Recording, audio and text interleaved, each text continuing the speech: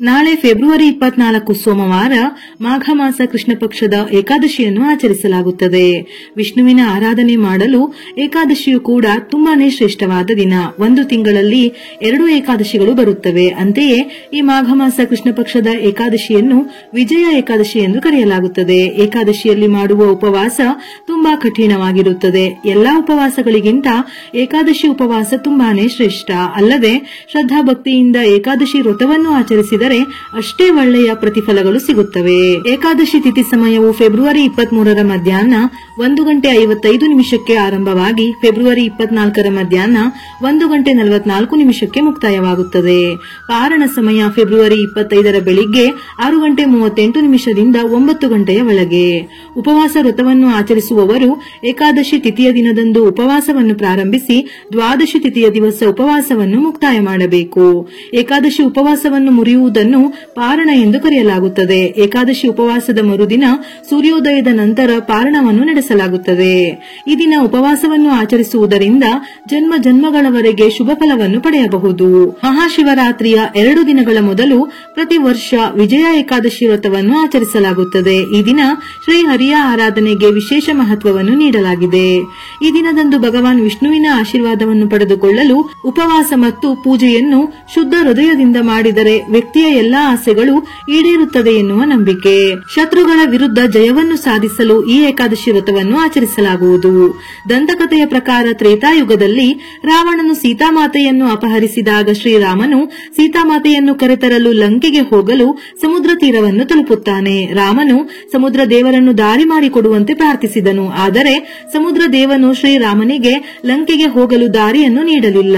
ಋಷಿಯ ಆದೇಶದ ಪ್ರಕಾರ ವಿಜಯ ಏಕಾದಶಿಯ ಉಪವಾಸವನ್ನು ರಾಮನು ಮೊದಲ ಬಾರಿ ವಿಧಿವಿಧಾನಗಳ ಮೂಲಕ ಶಾಸ್ತ್ರೋಕ್ತವಾಗಿ ಮಾಡಿದನಂತೆ. ಹಾಗಾಗಿ ಸಾಗರವು ದಾರಿಯನ್ನು ಒದಗಿಸಿತು. ಇದರೊಂದಿಗೆ ವಿಜಯ ಏಕಾದಶಿಯ ಉಪವಾಸವು ರಾವಣನ ಮೇಲೆ ವಿಜಯವನ್ನು ಒದಗಿಸಲು ಸಹಾಯಕವಾಗಿದೆ ಎಂದು ಅಂದಿನಿಂದ ಈ ಏಕಾದಶಿ ವ್ರತಕ್ಕೆ ವಿಜಯ ಏಕಾದಶಿ ಎಂದು ಕರೆಯಲಾಗುತ್ತದೆ. ಈ ದಿನ ವಿಷ್ಣುವಿನ ಜೊತೆಗೆ ತಾಯಿ ಲಕ್ಷ್ಮೀ ದೇವಿಯನ್ನು ಆರಾಧಿಸುವುದಲ್ಲದೆ ಶ್ರೀರಾಮನನ್ನು ಕೂಡ ತಪ್ಪದೆ ಆರಾಧಿಸಲೇಬೇಕು. ಈ ದಿನ ಸ್ನಾನದ ನಂತರ ದೇವರ ಮನೆಗೆ ಗಂಗಾಜಲ ಅಥವಾ ತುಳಸಿ ನೀರನ್ನು ಸಿಂಪಡಿಸಿ ಆನಂತರ ಪೂಜೆಯನ್ನು ಪ್ರಾರಂಭಿಸಬೇಕು. ವಿಷ್ಣುವಿಗೆ ಬಿಳಿ ಅಥವಾ ಹಳದಿ ಹೂವುಗಳಿಂದ ಅಲಂಕರಿಸಿದರೆ ಉತ್ತಮ.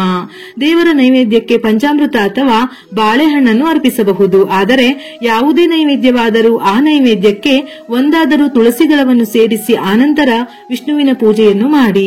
ಆರ್ಥಿಕ ಸಮಸ್ಯೆಯಿಂದ ಬಳಲುತ್ತಿರುವವರು ವಿಶೇಷವಾಗಿ ವಿಜಯ ಏಕಾದಶಿಯ ದಿನದಂದು ತುಳಸಿ ಎಲೆಗಳನ್ನು ಪೂಜೆಗೆ ಬಳಸಬೇಕು. ತುಳಸಿ ಎಲೆಗಳನ್ನು ಅರ್ಪಿಸುವಾಗ ಸಂಪತ್ತು ಮತ್ತು ಸಮೃದ್ಧಿಯನ್ನು ಕರುಣಿಸಲು ಭಗವಾನ್ ವಿಷ್ಣುವನ್ನು ಪ್ರಾರ್ಥಿಸಬೇಕು. ಇದರ ಜೊತೆಯಲ್ಲಿ ಈ ದಿನ ಸಂಜೆ ಶ್ರೀ ವಿಷ್ಣು ಹಾಗೂ ತಾಯಿ ಲಕ್ಷ್ಮಿಯನ್ನು ಆರಾಧಿಸಿ ದೇವರ ಮನೆಯಲ್ಲಿ ಅಥವಾ ತುಳಸಿ ಗಿಡದ ಬಳಿ 2 ತುಪ್ಪದ ದೀಪವನ್ನು ಹಚ್ಚಬೇಕು. ಹೀಗೆ ಮಾಡುವುದರಿಂದ ಆರ್ಥಿಕ ಬಿಕ್ಕಟ್ಟು ನಿವಾರಣೆಯಾಗಿ ಆರ್ಥಿಕ ಸ್ಥಿತಿ ಉತ್ತಮವಾಗುವುದು. ಈ ದಿನ ವಿಶೇಷವಾಗಿ ವಿಷ್ಣುವಿನ ಅವತಾರವಾದ ರಾಮನ ಆರಾಧನೆಯನ್ನು ಮಾಡಬೇಕು. ಅಂದರೆ ರಾಮ ದರ್ಬಾರ್ ಅನ್ನು ಕ್ರಮಬದ್ಧವಾಗಿ ಪೂಜಿಸಬೇಕು. ಪೂಜೆಯ ಸಮಯದಲ್ಲಿ 11 ಬಾಳೆಹಣ್ಣು, ಕೆಂಪು ಹೂವು, 11 ದೀಪ, 11 ಖರ್ಜೂರವನ್ನು ಶ್ರೀರಾಮನಿಗೆ ಅರ್ಪಿಸಬೇಕು. ಹಾಗೆಯೇ ರಾಮರಕ್ಷಾ ಸ್ತೋತ್ರವನ್ನು ಪಠಿಸಬೇಕು. ಇದರಿಂದ ವೃತ್ತಿ ಜೀವನದಲ್ಲಿ ಯಶಸ್ಸು ಸಿಗುವುದು. ಏಕಾದಶಿಯ ದಿನ ತುಳಸಿಯನ್ನು ಕೀಳಬಾರದು. ಆದರೆ ವಿಷ್ಣುವಿನ ಪ್ರತಿಯೊಂದು ಪೂಜೆ ಪುನಸ್ಕಾರಗಳಲ್ಲಿ ತುಳಸಿ ದಳ ಇಲ್ಲವೆಂದರೆ ಅಪೂರ್ಣವೆಂದು ಹೇಳುತ್ತಾರೆ. ಹಾಗಾಗಿ ಏಕಾದಶಿಯ ಹಿಂದಿನ ದಿನವೇ ತುಳಸಿಯನ್ನು ಕೀಳಬೇಕು. ಒಂದು ವೇಳೆ ಏಕಾದಶಿಯ ದಿನ ತುಳಸಿಯನ್ನು ಕಿತ್ತರೆ ದೋಷ ಉಂಟಾಗುತ್ತದೆಯಂತೆ. ಉತ್ತಮ ಸಂತಾನಕ್ಕಾಗಿ ಏಕಾದಶಿಯ ದಿನ ದಂಪತಿಗಳು ಒಟ್ಟಾಗಿ ದೇವರ ಪೂಜೆ ಮಾಡಬೇಕು. ಈ ದಿನ ಬೆಳ್ಳಿ ಪಾತ್ರೆಯಲ್ಲಿ ಹಾಲು ಮತ್ತು ಸಕ್ಕರೆಯನ್ನು ಬೆರೆಸಿ ಅಶ್ವತ್ಥ ಮರಕ್ಕೆ ನೈವೇದ್ಯ ಮಾಡುವುದರಿಂದ ಸುಂದರ, ಆರೋಗ್ಯವಂತ ಮತ್ತು ಯೋಗ್ಯ ಸಂತಾನ ಪ್ರಾಪ್ತವಾಗುತ್ತದೆ. ಆದರೆ ಅಶ್ವತ್ಥ ಮರಕ್ಕೆ ನೈವೇದ್ಯವನ್ನು ಅರ್ಪಿಸಿ ಪೂಜಿಸುವಾಗ ಒಂದೇ ಮನಸ್ಸಿನಿಂದ ಉತ್ತಮ ಸಂತಾನ ಲಭಿಸಲಿ ಎಂದು ಪ್ರಾರ್ಥಿಸಬೇಕು. ಆರ್ಥಿಕ ಸಮಸ್ಯೆ ಅಥವಾ ಹಣಕಾಸಿನ ಸಮಸ್ಯೆಯಿಂದ ಮುಕ್ತಿಯನ್ನು ಪಡೆಯಲು ಈ ದಿನದಂದು ಬ್ರಹ್ಮ ಮುಹೂರ್ತದ ಸಮಯದಲ್ಲಿ ಸ್ನಾನವಾದ ನಂತರ ಪೂರ್ಣ ಭಕ್ತಿ ಅಂದರೆ ಒಂದೇ ಮನಸ್ಸಿನಿಂದ ವಿಷ್ಣುವನ್ನು ಪೂಜಿಸಿ ವೀಳ್ಯದೆಲೆಯ ಮೇಲೆ ಓಂ ವಿಷ್ಣುವೇ ನಮಃ ಎಂದು ಬರೆದು ಭಗವಂತನ ಪಾದಗಳಿಗೆ ಅರ್ಪಿಸಿ ಮರುದಿನ ಈ ಎಲೆಯನ್ನು ಹಳದಿ ಬಟ್ಟೆಯಲ್ಲಿ ಸುತ್ತಿ ಬೀರು ಅಥವಾ ಹಣ ಇಡುವ ಜಾಗದಲ್ಲಿ ಇಡಬೇಕು. ಮನೆಯಲ್ಲಿ ಅಥವಾ ಮನೆಯ ಸದಸ್ಯರಿಗೆ ನಕಾರಾತ್ಮಕತೆ ಅಥವಾ ದೃಷ್ಟಿಯಾಗಿದ್ದರೆ ಇಂದು ಹಸುವಿನ ಹಸಿ ಹಾಲಿಗೆ ಸ್ವಲ್ಪ ಕೇಸರಿಯನ್ನು ಸೇರಿಸಿ ವಿಷ್ಣುವಿಗೆ ಅರ್ಪಿಸಿ. ಈ ದಿನ ಭಗವದ್ಗೀತೆ, ವಿಷ್ಣು ಸಹಸ್ರನಾಮ, ರಾಮನಿಗೆ ಸಂಬಂಧಪಟ್ಟಂತಹ ಶ್ಲೋಕ ಮಂತ್ರಗಳನ್ನು ಪಠಿಸುವುದರಿಂದ ಅಥವಾ ಕೇಳುವುದರಿಂದ ಒಳ್ಳೆಯ ಫಲಪ್ರಾಪ್ತಿಯಾಗುತ್ತದೆ. ಇಲ್ಲವಾದರೆ ಓಂ ನಮೋ ಭಗವತೆ ವಾಸುದೇವಾಯ, ಓಂ ವಿಷ್ಣವೇ ನಮಃ ಇವುಗಳಲ್ಲಿ ಯಾವುದಾದರೂ ಮಂತ್ರವನ್ನು 21 ಬಾರಿ ಅಥವಾ 108 ಬಾರಿ ಜಪಿಸಬೇಕು. ಪೂಜೆಯ ನಂತರ ಅರಿಶಿನ, ಕುಂಕುಮ, ಬಾಳೆಹಣ್ಣನ್ನು ದಾನ ಮಾಡಿದರೆ ತುಂಬಾ ಶ್ರೇಷ್ಠ. ಇದರ ಜೊತೆಯಲ್ಲಿ ಕಪ್ಪು ಎಳ್ಳು, ಬೆಲ್ಲ, ಧಾನ್ಯಗಳು, ಬಟ್ಟೆ ಮತ್ತು ಹಣವನ್ನು ದಾನ ಮಾಡುವುದು ಶುಭ. ಇವುಗಳಲ್ಲಿ ಯಾವುದಾದರೂ ಒಂದು ವಸ್ತುವನ್ನು ದಾನ ಮಾಡಿದರೂ ವಿಷ್ಣು ಸಂತೃಪ್ತನಾಗುತ್ತಾನೆ. ಲಕ್ಷ್ಮಿಯ ಸ್ವರೂಪವಾದ ಮುತ್ತೈದೆಯರಿಗೆ ಅರಿಶಿನ ಕುಂಕುಮವನ್ನು ನೀಡಿ. ತಪ್ಪದೆ ಮನೆಯಲ್ಲಿ ವಿಷ್ಣುವಿನ ಪೂಜೆಗೆ ತುಳಸಿಯನ್ನು ಬಳಸಿ. ಯಾಕೆಂದರೆ ಒಂದಾದರೂ ತುಳಸಿ ದಳವನ್ನು ಅರ್ಪಿಸಿದರೂ ವಿಷ್ಣು ಸಂತೃಪ್ತನಾಗುತ್ತಾನಂತೆ.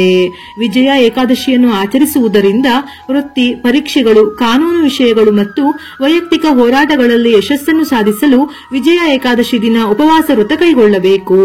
ನಕಾರಾತ್ಮಕತೆ ನಿವಾರಣೆಯಾಗಿ ದೈವಿಕ ಅನುಗ್ರಹ ಪ್ರಾಪ್ತಿಯಾಗುತ್ತದೆ. ಉತ್ತಮ ಆರೋಗ್ಯ ವೃದ್ಧಿ, ಸಕಲ ಇಷ್ಟಾರ್ಥ ಈಡೇರುತ್ತದೆ, ಸಂಪತ್ತು ಲಭಿಸುತ್ತದೆ. ಈ ಉಪವಾಸವನ್ನು ಆಚರಿಸುವವರು ಹಿಂದಿನ ಮತ್ತು ಪ್ರಸ್ತುತ ಜನ್ಮದ ಪಾಪಗಳಿಂದ ಮುಕ್ತರಾಗುತ್ತಾರೆ. ಈ ದಿನ ವಿಷ್ಣುವಿಗೆ ಸಂಬಂಧಪಟ್ಟಂತಹ ದೇಗುಲಗಳಿಗೆ ಹೋಗಿ ತುಳಸಿ ಮಾಲೆಯನ್ನು ಅರ್ಪಿಸಿ ನಿಮ್ಮ ಕೋರಿಕೆಗಳನ್ನು ಪ್ರಾರ್ಥಿಸಿ ಪೂಜೆ ಮಾಡಿದರೆ ಅತಿ ಶೀಘ್ರದಲ್ಲೇ ಶುಭ ಫಲಿತಾಂಶಗಳು ಬರುತ್ತದೆ. ವಿಡಿಯೋ ಇಷ್ಟ ಆಗಿದ್ದಲ್ಲಿ ಮರೆಯದೆ ಲೈಕ್ ಮಾಡಿ, ನಮ್ಮ ಚಾನೆಲ್ ಅನ್ನು ಸಬ್ಸ್ಕ್ರೈಬ್ ಮಾಡಿ. ಇದೇ ರೀತಿಯ ಮನಮುಟ್ಟುವ ಉಪಯುಕ್ತ ಮಾಹಿತಿಗಳಿಗಾಗಿ ಮತ್ತೆ ಭೇಟಿಯಾಗೋಣ.